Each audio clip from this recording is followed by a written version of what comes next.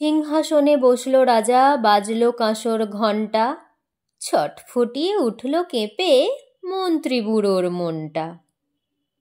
বললে রাজা, মন্ত্রী তোমার জামাই কেন গন্ধ? মন্ত্রী বলে, এসেন্স দিচ্ছি, গন্ধ তো নয় মন্দ।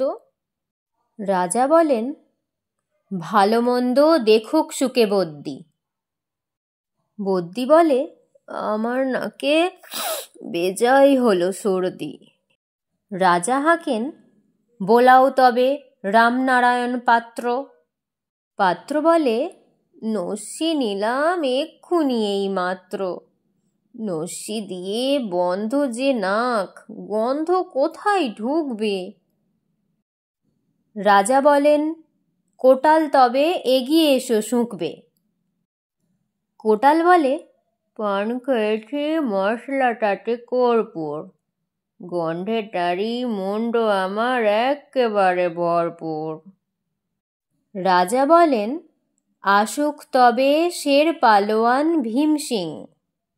ভীম বলে, আজ করছে আমার সমস্ত গা ঝিমঝিম, রাতে আমার বোখার হলো, বলছি হুজুর ঠিক বাত।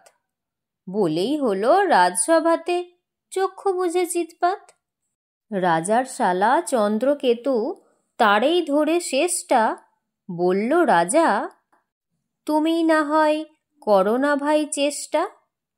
চন্দ্র বলেন, মারতে চাও তো ডাকাও না কো জল্লাদ, গন্ধ শুকে মরতে হবে এ আবার কি আহ্লাদ। ছিল হাজির বৃদ্ধ নাজির, বয়সটি তার ৯০। ভাবল মনে, ভয় কেন আর, একদিন তো মরবই।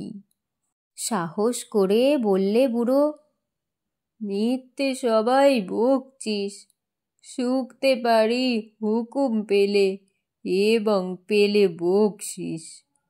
রাজা বলেন, ১০০০ টাকা ইনাম পাবে সদ্য। তাই না শুনে উৎসাহেতে উঠল বুড়ো মদ্য।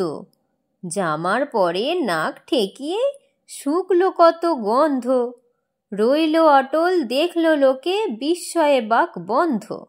রাজ্যে হলো জয় জয়কার, বাজল কাঁসর ঢক্কা, বাপরে কি তেজ বুড়োর হাড়ে, পায় না সে যে অক্কা।